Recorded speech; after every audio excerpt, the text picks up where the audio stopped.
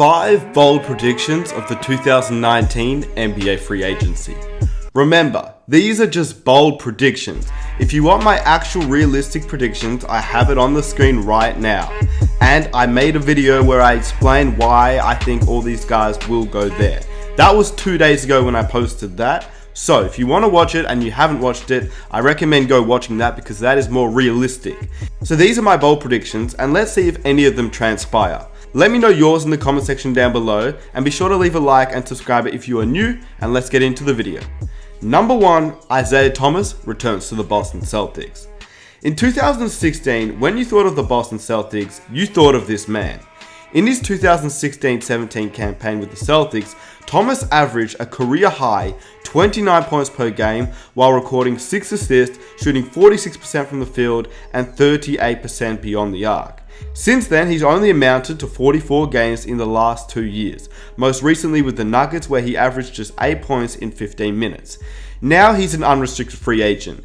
He has the choice in where he wants to play, and it doesn't seem likely that he'll go back to the Nuggets. But it also doesn't seem likely that the Celtics will target Isaiah Thomas due to their ambition of Kemba Walker. But let's just say that plan fails, somehow, which it doesn't seem likely, but if it does, I wouldn't be surprised if they settled for a guy like Nikola Vucevic or even a DeMarcus Cousins big man, and they would still need a point guard obviously, and whilst there are a few options the Celtics could go after, and the obvious one just bringing back Terry Rozier, why not go after Isaiah Thomas? Not as the sixth man, but as the starter. You would have a lineup of Isaiah Thomas, Jaylen Brown, Jason Tatum. You could probably bring back Marcus Morris, and then you could have a big man such as DeMarcus Cousins or Nikola Vucevic, and that is actually not a bad squad if Isaiah Thomas could play anywhere near how he played in 2016-2017. It's just a thought to consider. I think we'd all like Isaiah Thomas to return to Boston, and even just to return to a little bit of his former self. Remember, this is just a bold predictions. The Celtics will probably end up with Kemba Walker, but we've seen strange things happen in free agency. Number 2, Julius Randle to the Phoenix Suns. See, I know the Suns are really targeting D'Angelo Russell, and he's a good friend of Devin Booker's, but so is Karl-Anthony Towns of the Timberwolves, and they actually have a chance to sign him too. Plus, there are many other teams like the Lakers, Pacers, 76ers, and many other teams that also want D'Angelo Russell. So if the Suns lose out on D'Angelo Russell, having a guy like Randle mixed with Devin Booker and DeAndre Ayton may not be a bad option or a bad fit at all. I would say that Dallas has a higher chance to get Randle or even the Brooklyn Nets, but I do believe that Dallas will try to get a guy like Al Horford or DeMarcus Cousins, and therefore the Mavericks may not go after Julius Randle. Likewise with the Brooklyn Nets, I think they're going to go after Kyrie Irving and Kevin Durant, and if they get those guys, then obviously Julius Randle will not be a fit in the Brooklyn Nets. So if they don't get him, the Phoenix Suns could be a team that sweeps in. It's definitely an intriguing fit. Julius Randle in the end may just be the piece that finally pushes this young Suns core out of the basement of the Western Conference and allows them to attract some potential free agents next season. The best case for the Phoenix Suns in my opinion is they end up with a starting 5 of at the 1 Terry Rozier, at the 2 Devin Booker, at the 3 Josh Jackson, at the 4 Julius Randle, and at the 5 DeAndre Ayton. And the worst case scenario is probably they end up with another top 10 pick in next year's NBA draft, but it is about time that they get Devin Booker some help before it gets bad for them. Number 3, Jimmy Butler to the Miami Heat. If you didn't know, you're about to find out. Jimmy Butler is and has been for a very long time reportedly been very interested in the Miami Heat. Unfortunately for both parties, cap space has been the big issue. So far, all rumors surrounding Jimmy Butler have been rumors about what the suitors want, which are the Lakers, Knicks, 76ers. They're the teams and they're the suitors for Jimmy Butler. But what does Jimmy Butler want? According to NBA writer Tim Reynolds, the 4-time All-Star is very interested in the Miami Heat, and this gives us an indication of where he may want to play next season. He has also stated that he'd be very interested in LA for both teams, the Clippers and the Lakers, and the Houston Rockets. LA of course would be the most likely destination as they are the team that actually has cap space, unlike Miami and unlike Houston. But this is a bold predictions video, so let's talk about the other two teams. Much like what the Houston Rockets need, Butler would be a guy that could fit in with that team alongside CP3 and James Harden.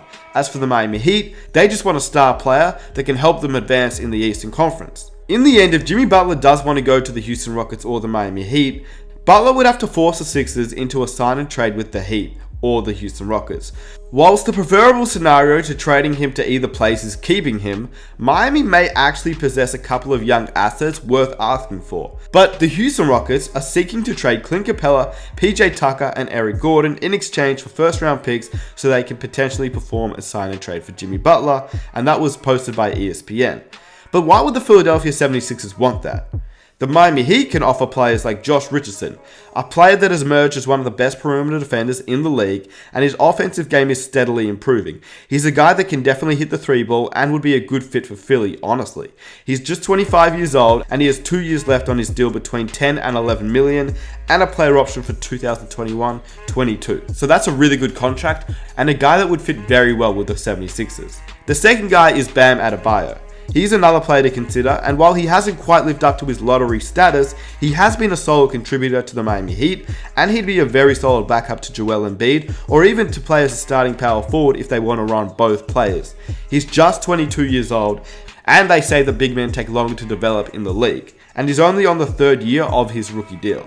James Johnson would be another guy who actually is a very solid player, and he'd probably have to be in the deal to make the contract situation work out, and if Philly asks for even more, the Miami Heat may have to even throw in Tyler Hero, their first round pick of this year's NBA draft. Now, some may say that Miami is losing this trade, but you have to think about it like this.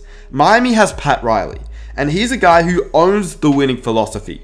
He rarely brings up draft picks and develops them, and people know that about him, and he's even stated that himself. Although he has stated that that's what people think of him, and that's not the case. When you look at history, it is really the case. There hasn't been a lot of draft picks by the Miami Heat that have stayed and stuck around, apart from Dwayne Wade and a few other players, but they've ended up being shipped off to future teams. Or I can take some assets and some young players and turn them into Alonzo Mourning. And I think we all know, Pat Riley is a guy who looks towards free agency. So developing these young players, and we've done this 4 times now. Had a good group of players, young players, and then either through free agency or through a trade brought the superstar in. And he even said when the deals come off the books in the summer of 2020, they are ready to pounce. Riley said he will be targeting 2 max free agents when that time comes around. In 2020, we'll have a lot of room. We'll also have the possibility to have enough room to go after 2 max contracts. And we're going to do that. So we're planning that 2020 will be the room year. The thing is, when I look at the 2020 NBA free agency, I personally don't think it's an amazing free agency. So right now, if I'm the Miami Heat and I add Jimmy Butler, my lineup of 2019 would look like this. At the point guard, Goran Dragic, a former all-star point guard. At the 2, Jimmy Butler. At the 3, Justice Winslow, who has the potential to improve even more. At the 4, Kelly Olynyk, a guy that can space the floor. And at the 5, we still have Hassan Whiteside, who would be happy if he can actually get playing time. And in my opinion, that is not a bad team to enter the 2019 season and challenge with in the Eastern Conference. And then you still have a max spot in the summer of 2020. Given the choice between a deal or re-signing Butler is the easy decision. But if it isn't the 76ers choice, the Heat might have more of an offer than the Houston Rockets. Number 4, D'Angelo Russell to the Philadelphia 76ers. I actually posted this in my predictions video, but this was my boldest prediction out of that entire video. So I'm also putting it in here too, so I can explain it. Russell is a 6'5", 198-pound guard. And yeah, I said guard, because he really can play shooting or point guard. He is a definite combo guard in the NBA at this point. He's a guy who's a great shooter, but he's also developed into a pretty solid passer, and he would be comfortable in playing his game off the ball or on the ball too. This means he can play next to Ben Simmons, and we have seen it before. I mean, just look at their time together in Florida, when he and Ben Simmons won a pair of high school national championships as the team's top 2 options. Together, D'Lo and Ben Simmons went 45-2, vaulted each other into the conversations to be the top 2 draft picks in 2015 and 2016. A lot of people don't actually know this, but so were Russell and Joel Embiid. Well, for a little bit, before he later transferred to Rock Academy. Now, they didn't ever actually share the court at the same time, but the duo clearly became friends over their time together, as you could imagine. D'Angelo Russell on a 4-year contract to the Philadelphia 76ers would mean that they have a young core and a big 3 for many, many years to come. And don't count out that Russell Westbrook, James Harden, Kevin Durant big three. This one would be very similar. They are all so young. And number 1, Kawhi Leonard joins LeBron James and Anthony Davis. Literally, Kawhi Leonard and his rumors have been the talk of the town recently. Originally, it was Kawhi Leonard staying with the Raptors. Then it became Kawhi Leonard's potential chance to join the Lakers. And then it now is Kawhi Leonard's potential chance to join the Clippers with another star player like Jimmy Butler. So we don't know where this is going, but as a bold prediction, let's say he joins the Los Angeles Lakers, because that is the boldest of predictions. But every day, it does seem more likely it could happen. Imagine if you heard this though, straight after Kawhi Leonard won his NBA championship. You would have been like, come on man, he's not going to leave this team and join LeBron James, Anthony Davis, are you serious? But this is seriously a bold prediction that could actually happen. First, the Lakers freed up max cap space, which was soon followed by the news that Leonard would actually grant the Lakers with a meeting once free agency began. Then word came down that he specifically wanted to speak to Magic Johnson, and that LeBron James and Anthony Davis would also recruit Kawhi Leonard as well in a private meeting. Finally, later on Friday night, the Lakers' title odds started to move up, quickly followed by the latest report of Mark Stein, who made it sound like many around the league are starting to think that Leonard may be a Laker as well. There's a lot that we don't know, but what we do know is that he really wants to play in Los Angeles one way or another. But ultimately, I don't know if it's going to happen. And at the end of the day, the Raptors have the last say. They have the last meeting. Could the Lakers get Kawhi, or do you think he will sign with the Toronto Raptors at the end of the day? Or do you think he'll go to another team or join the Los Angeles Clippers? And let me know if you think the greatest big three of all time will happen in LA. With that said, leave a like on the video if you enjoyed, subscribe if you're new, hit the notifications, follow me on Instagram, and enjoy free agency. I am out.